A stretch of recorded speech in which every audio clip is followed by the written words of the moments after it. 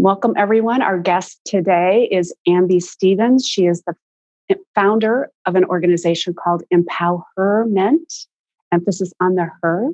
And Amby's going to tell us a bit about herself and what inspired her to create this nonprofit and what it does for women in our community.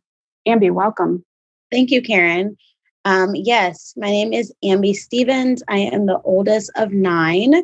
I am also the first in my family to go to school, go to college. And I say that because I think it's really important for my backstory. And you'll hear a little bit about why I think that part of my story is so important. The reason and how EmpowHERment was born was about 3 years ago. My father committed suicide. And so when you think, the oldest of 9, having to relay that message to your family and to your siblings that your father committed suicide, and people want to know why, and they want to know what happened. And so I realized that I had kept a big part of my dad's story a secret, not on purpose, but just out of embarrassment and, humiliation, and just like trying to keep things under ropes to maintain my own stability. And so I had to tell people what happened, and people wanted to know, what happened, how did this happen? And so I had to expose that. And in the effort to create a safe haven for myself, I started a Facebook group.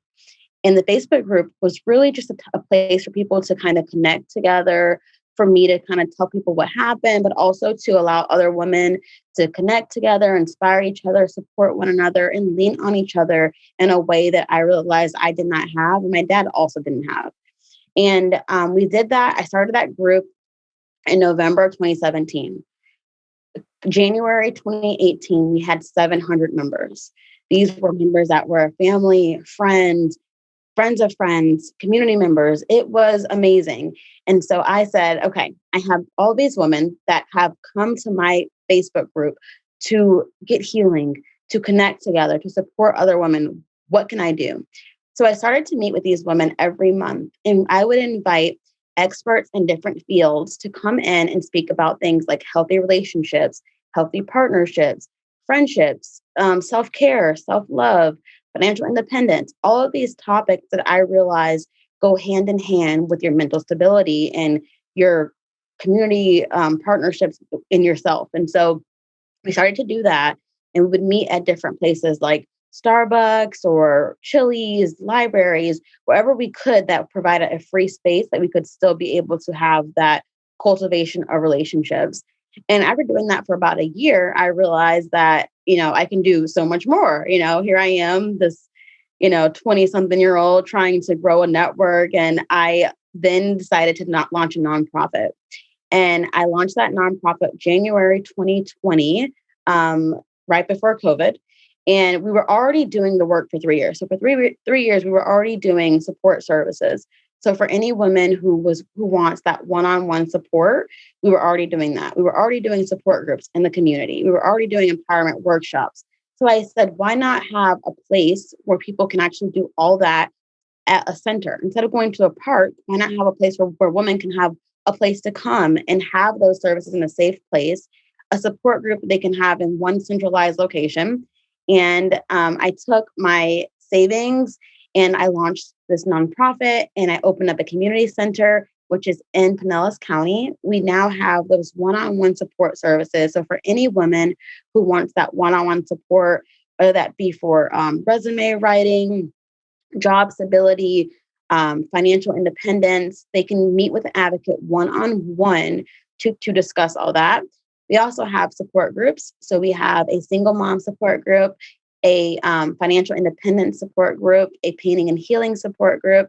And then the last Friday of every month, we have empowerment workshops. And those workshops are for women that kind of go hand in hand with how we first got started, to talk about those things like self-love, self-care, healthy relationships and friendships, and just all of these topics that really help you with your real life change. Something that I'm very passionate about is coming intentionally, but leaving with something. I want people to leave my presence knowing that I impacted them in some way. Amby, that's a really impressive founder story. And not only how quickly you got a following of that size, but also what a smart pivot during COVID. Tell us a bit about where the center is located, what the process of becoming engaged in the services is, and maybe approximately, sort of the nature of how many people you serve. Give us a little more detail there. We are located in Pinellas County. It was important to me to have a place that was near St. Pete, but also Clearwater. So we're actually near Almerton. So in that centralized Pinellas County area. We have a hygiene pantry at the center as well. And that is for those women who need that support. I say that to say a lot of our services and our clients come for that reason. So I love that we have this location for them. We served in the month of March, 66 women. And though that number just keeps on growing every month. In the month of February, we served 40. Last year, we served 345 women. That was during COVID. I just got out of a meeting, so I know all these numbers off the back of my hand. I think that the number continues to grow because we continue to do workshops that impact all types of women to be able to reach so many different homes. Tell me a little bit about what the special magic is of women helping women and coming together in person, which I know has been a challenge and we've all missed so much in the past year, but that's starting to open up a bit. But even without physical presence, there's a social support system. Tell me a bit about what your aha process of understanding the power of how quickly people came together at your initial prompting. And I'd just love to hear your philosophy on why that matters. Sure. I think, it's interesting to me. I think that so many women, we all have something about us that we either, don't talk about, or we do talk about. We have a little light in us. And I think it's so amazing to see so many women be able to talk to each other and find that light. When you are talking to someone and you find that fire in you and you can see it in your eyes, the spark in your eyes, that to me is so unmatched. And by allowing us a network to talk things out and support each other, the light and the fire is found. And we do those every day. Today we had a workshop this morning, actually, there was 7 women, just 7 women of all different types of lifestyle. And I heard them in the other room, and I hear the women finding their fire and finding their light and just, so excited. And for me, it's like I'm supposed to be working, but I want to get up and want to go in there and join the conversation with them. And I think it's really unmatched. I am so happy to be able to do this work. How do people find you? Are you still drawing from that initial network of 700 that kind of grew with you, or are you reaching out in the community to those who might not have been a part of the original group? Thankfully, and I guess goes both hand. We have went outside of that 700. We still do have some clients that still apply to that, but a lot of our clients are from the just Facebook in general, like social media. Or we do have some community partners. We partner with a few different organizations such as Reach St. Pete, RCS of Pinellas, different nonprofits that we go out and talk to different colleges and schools. And I think that's been really great because we're able to, something I'm passionate about is getting a diverse group of women around. I want people from all different walks of life, all different backgrounds to be able to walk in here and get support. And so by reaching out to various different people, we're able to do that. Is it diverse by age as well as race and location in the county? Absolutely. And I think that's something that makes, when people ask my wow factor and what I go to bed thinking about every night, it's that. I'm so proud of that because it's race, age, culture, religion, social, economic level, salary. Everything is so diverse. And when people walk in here, it seems like everyone's on the same page. I know what people, where people are at, but it seems like everyone's on the exact same level and we're all just here to help each other rise. Wow, that's impressive. Congratulations. That's not an easy thing to do in our culture where we tend to select out and stay in our enclaves and our kind of segregated corners of society. That's really amazing. Tell me a little bit about who is supporting your efforts, what kinds of donors and funders are helping, and what do you think was the special attraction that tip them into your column? As a grassroots nonprofit, I won't sit here and say that, lying to things are easy. It's not. Funding is one of our hardest things to make happen, especially during COVID. A lot of our fundraisers come from our community partners, just like private donors. Many of them come from donations from family and friends, or just kind of word of mouth of our community members. The Foundation of Tampa Bay has been super amazing to help us, and we've got some grants from them, and then other grants as well through a few different banks that we were able to get committed to help us. I think it's my backstory. I think it's the fact that, I'm very transparent about my past and where I come from. I would never in a million years think that I would be sitting here doing this. I wanted to be a lawyer.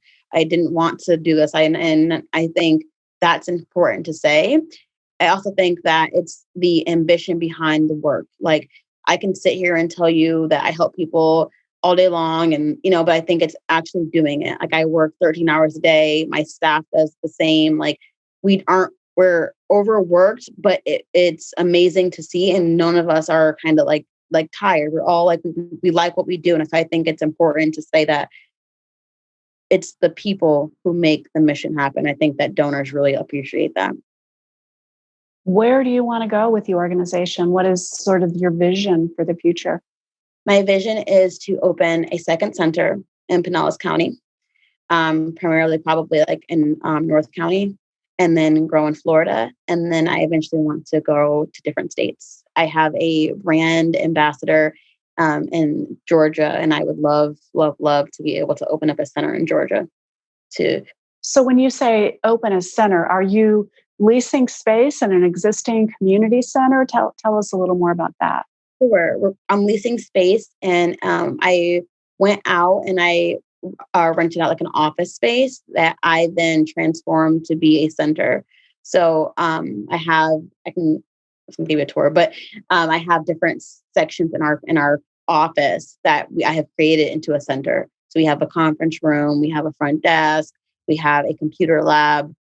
So it's supposed to be a office. It was a lawyer's office, but we made it into a center where people can come in and feel comfortable. That's great. Yeah. So we've seen a lot in the past few years of sort of the damaging and difficult aspects of social networks. But I think we've also, especially during the past very challenging year, seen how important it has been as a tool for people to make connections when physical connections weren't possible. Do the women who are involved in your programs, do they form connections with each other across social? Does that remain an important part of the platform, or is it pretty much being displaced by the on-site physical? No, I think that that's one of the best things about EmpowHERment is that so many women are able to connect outside of here. A lot of the women, they end up, networking and even like having jobs together, networking events together, and they end up having their own partnerships outside of our network. And I think that's great to see. It helps me realize that what I'm doing matters because they're able to grow. And it may not be, they may have come here 3 times for a financial class, but they met, Sally, and now her and Sally have become business partners. And that to me is great to see. So people are taking it and running with it. Yeah, absolutely. We just had 3 people today. I watched them walk out and they said, "Do you want to come with us to lunch?" I'm like, "No, I can't do that." Like clients basically. And I'm like, "Y'all have a good day." And I watched them walk out together and get in the car to go get food. I'm like, that's really great. Like, I'm glad they are finding their own network of people to hang out with. That's wonderful. Tell me about the single mothers support group. Yeah. So I wanted to do that support group because my mom was a single mom. And I think that, once you're doing this work, you realize all of the things you can do to help. And so the single mom support group is every Thursday. It's 90 minutes. And we talk to the women. We have a person who does this about like resiliency techniques, venting, healing. I bring in experts from different places and they do different workshops with them, trauma bonding, divorce. And it's really a place for moms to be able to connect and network and vent. And we also allow the women to bring their children. So that way they can have like free meals that are provided for them. It gives them that 90 minutes to have their food provided for that night, while also letting the children be able to get tutoring assistance, reading and writing, whatever the case may be, for those every week, 90 minutes. So it's been really great watching it. Right now, we have a total of 13 women that come every single week, and they can do that both virtually or in person. That's very comprehensive. Tell me, do you draw upon a network of professionals, social workers, folks involved in trauma-informed care? What is your external network and the people that support you? Sure. Our board members, a lot of them have backgrounds, and I have a therapist on my board, and so we dive into her network. I also have a advocate on my board who's been a domestic violence advocate for 35 years. And so we dive into her network as well. The criteria is to have a one-on-one interview with me. And then we kind of like use the same 10 people. Once you're in with us and we consider you, competent enough to, to help these women, then we use those. I don't want to, and I do not, just bring anyone on. I want it to be intentional and be someone who does have the criteria to help those people. We don't want to do them a disservice in case that person is not, able to help. Yeah. So one of the things that we're really interested in at the St. Petersburg Foundation and Catalyst is just that, the spirit of innovation that drives and inspires people in the social space to do creative new approaches, similar to the business space where people are inventing new products or new approaches. Tell me, your backstory clearly was a motivator for you. Also something that sounds like it really grounds you. But are there people or other organizations who have been an inspiration to you in your journey as a social entrepreneur? Sure. I'm not sure if you're familiar with LaDonna Butler at The Well. Yes, LaDonna, the woman, I love her so much. She definitely inspires me to keep innovating, to keep going, to pivot and create new things if it doesn't work. And something that people don't talk about is failing, and to fail, but fail effortlessly, and to fail with, intention, and to get up and try it again. And I think that's amazing to do. And I am learning how to do that. So I used to work at CASA. And so I still use those resources, the nonprofit leadership, what is it called? Not NLC. They're great as well to help. Deneve from the Tampa Bay Foundation, Deneve Boyle. She's been really helpful, a great mentor. Someone that I also think has been great is Lexis Morrison from Reach St. Pete, great mentor. We are very much alike in our backstories and around the same age. So we're able to, talk things out and then say, all right, we just cried for a day. Let's get it together and go back in stronger. You just rattled off an amazing list of local heroes that I'm so thrilled that you are finding right in your own backyard and in our community, the people that are helping you to build a strong, sustainable organization. It's really impressive. Yeah, especially at your stage in life, you're really far along a path, but it sounds like you've had some great mentors too. Thank you. Yeah, I don't mind asking for help. That's great. I was just going to say that I think, as a grassroots nonprofit, it's really important for me to say that we are doing the work. And I know how easy it is to support larger nonprofits that are out there already. They're easy to see. We see them everywhere around the world. It's easy to support them. So my challenge is to try to believe in these grassroots nonprofits they have such great stories, and they're impacting so many women in our backyard. And so my challenge is to you, whoever's listening, to try to give back and believe in these nonprofits, because these grassroots nonprofits, because we are going places, but we need your help to do that. And I am one to tell you that whatever donation or support that I'm ever given, I take it with me the long way, because I know it's going to impact the women that we serve. So that's all I got. Oh, no, I like that. So you're encouraging people to balance their giving between the established nonprofits that they may be more familiar with and trying to support some local new ventures such as EmpowHERment. Absolutely. And what is the website? And is there a giving option on the website? Yes, it's EmpowHERment.org. There is a donate option on the right-hand corner. Is that also a place where people can go to take advantage of courses and the offerings, service offerings? Absolutely. Yep, please, please. You can also contact me directly anytime. You can go in on our website to find classes, any of our workshops, any of our resources. You can also find that on our social media pages, and it's all under EmpowHERment. That's amazing. Where do you see yourself in 5 years? 5 years. I am in the process of writing a book, so I would like to be done with that book by 5 years. I would also like to probably be having these two centers, so the one here that we have right now, and then opening up the second one, and being able to run those effectively, efficiently, and giving back to more women in our community, and making my dad proud. That's awesome. I bet you'll have some pretty amazing metrics at the end of 5 years too. Oh, I'm sure. That's great.